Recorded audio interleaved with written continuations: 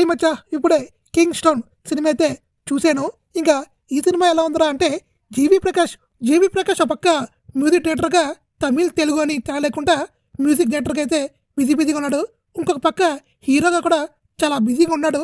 అయితే తను మ్యూజిక్ డైరెక్టర్గా చేసినా లేదంటే హీరోగా చేసినా తను 100% తన అఫైర్స్ అయితే ఇస్తున్నాడు.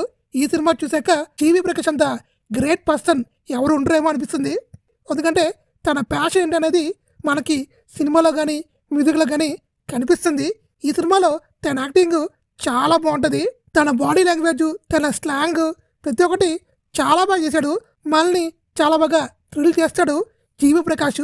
ఇంకా ఈ సినిమాలో దివ్య భారతి కూడా చాలా బాగుంది.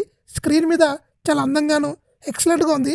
ఇంకా సినిమా గురించి మాట్లాడుకోవాలంటే సినిమా నాకైతే నచ్చింది. కొన్ని ట్విస్టులు, కొన్ని కామెడీ సీన్స్, కొన్ని థ్రిల్లింగ్ ఎలిమెంట్స్ ఇలాగా చాలా బాగా తీశాడు డైరెక్టరు. అయితే జీవి ప్రకాష్ మార్కెట్ని దృష్టిలో పెట్టుకొని చాలా లిమిటెడ్ బడ్జెట్లో చాలా బాగా తీశాడు. ఇంక ఈ సినిమాకి ప్లస్ ఏంటంటే cinematography, VFX, production values, sound designing ప్రతి ఒక్కటి చాలా బాగా వర్క్ చేశారు.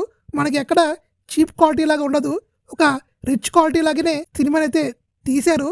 ఈ విషయంలో మూవీ టీంకి హ్యాట్సాప్ చెప్పుకోవాలి. ఇంకా బీజిఎం కూడా బాగుంది.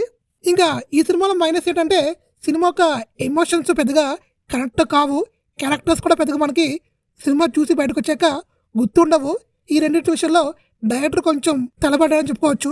ఇంకా ఓవరాల్గా చెప్పుకోవాలంటే ఈ సినిమాని మాత్రం దయచేసి పైరసీలో చూడకండి. ఎందుకంటే పైరసీలో చూస్తే ఆ సీజీ వరకు, ఆ విఎఫ్ఎక్స్ పెద్దగా మనకి అనిపించవు. ఇలాంటి సినిమాలు స్క్రీన్ మీద చూస్తేనే చాలా బాగా అనిపిస్తాయి.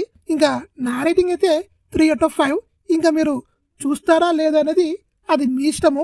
ఇంకా ఈ వీడియోకి ఒక లైక్, ఈ ఛానల్ని ఒక సబ్స్క్రైబ్ చేసుకోవచ్చు కదా.